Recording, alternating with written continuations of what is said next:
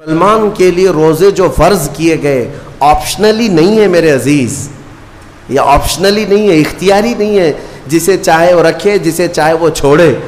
ہاں ہمارے ہاں معاشرہ ایسے ہی ہے نا، ہاں صبح اٹھ کر کے لوگ پوچھتے رہتے ہیں روزہ ہے، روزہ ہے، کیوں پوچھ رہے ہو روزہ ہے؟ مسلمان ہے تو روزہ فرض ہے، روزہ فرض ہے۔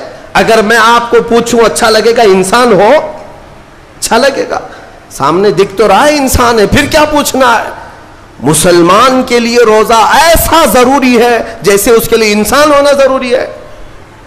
وہ روزے چھوڑتا کیوں؟ ہاں چند ہی چیزیں ہیں جہاں تخفیف دی گئی ہے شریعت میں، وہ سفر ہے یا مرض ہے، ایسا مرض کہ جس سے وہ نہیں برداشت کر پاتا، اس میں اللہ تعالیٰ نے اسے چھوٹ دی ہے، رخصت دی ہے، یا حاملہ عورت ہے، یا دودھ پلانے والی عورت ہے، یا پھر اب بہت سارے لوگ ایسے ہیں جو ہٹے کٹے ہیں، تندرست ہیں، توانا ہیں، روزے چھوڑے ہوئے ہیں۔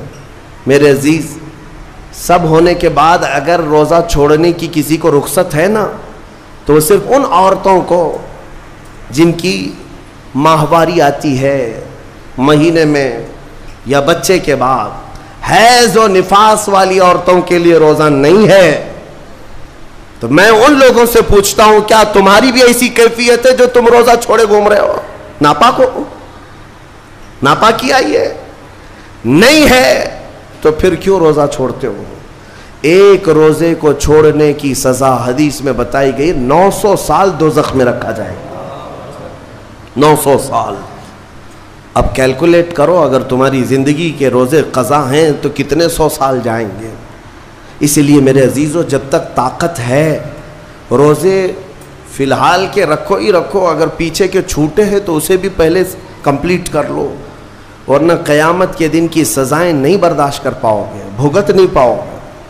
یہ ہم جو بار بار کہتے ہیں آپ کے روزہ رکھنے سے میرا کیا ہے، ہم تنبیہ صرف اس لیے کرتے ہیں کہ قیامت کے دن اللہ تعالیٰ کے عذاب میں گرفتار نہ ہو جاؤ، عذاب میں گرفتار نہ ہو جاؤ۔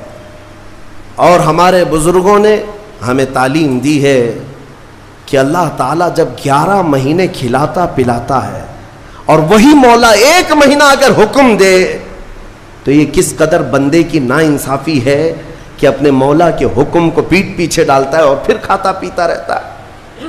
کیا اسے اپنے رحمان کی رضا کی اتنی بھی فکر نہیں ہے کہ یہ میرے مولا کی رضا ہے روزہ؟ اسی لیے تو اس مولا نے فرمایا روزہ میرے لیے ہے اور اس کی جزا کچھ نہیں، میں خود بندے کا ہو جاؤں گا۔ الصوم لی وانا اجزا بہ، اور ایک حدیث میں عجزی بھی پڑھا گیا، یعنی روزہ میرے لیے ہے اور میں ہی اس کی جزا ہوں، میں ہی اس کی جزا ہوں۔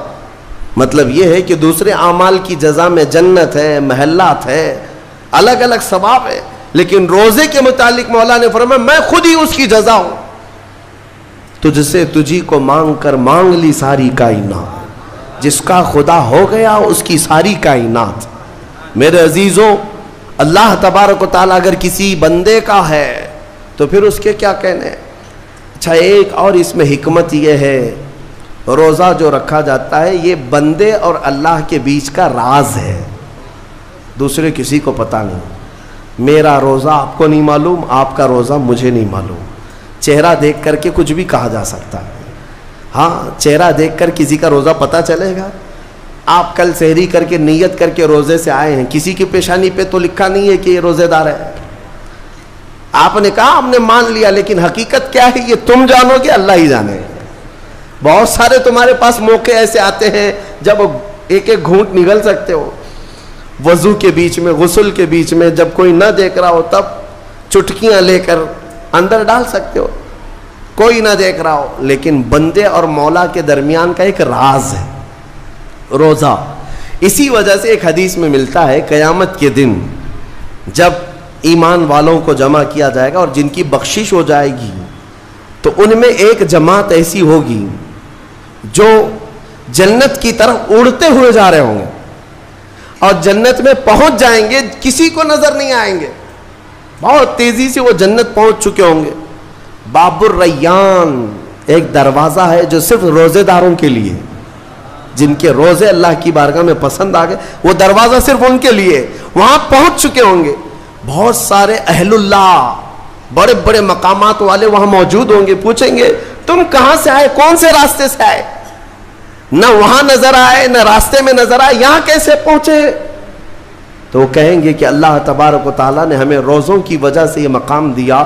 رب تعالیٰ کی طرف سے ارشاد ہوتا ہے کہ ان بندوں نے دنیا میں جو روزہ رکھا تھا وہ سب سے چھپا ہوا تھا، کسی کو پتہ نہیں تھا روزہ ہے یا نہیں، اس لیے جب میں نے ان کے روزے قبول کیے تو سب سے چھپا کر انہیں جنت کی طرف بھیج دیا۔ وہاں پر بھی یہ جزا دی گئی۔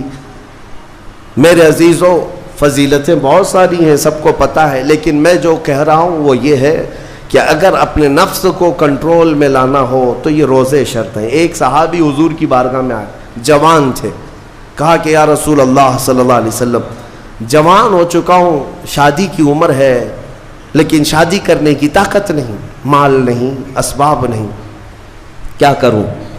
شادی نہ کرے تو گناہوں کی طرف چلے جائیں، خواہشات ہیں انسان کی۔ تو جانتے ہیں میرے آقا صلی اللہ تعالیٰ علیہ وسلم نے کیا فرمایا کہ اگر استطاعت ہے تو شادی کر لے ورنہ روزہ رکھ لے۔ شادی کے بدل ڈائریکٹ کون سی چیز؟ روزہ۔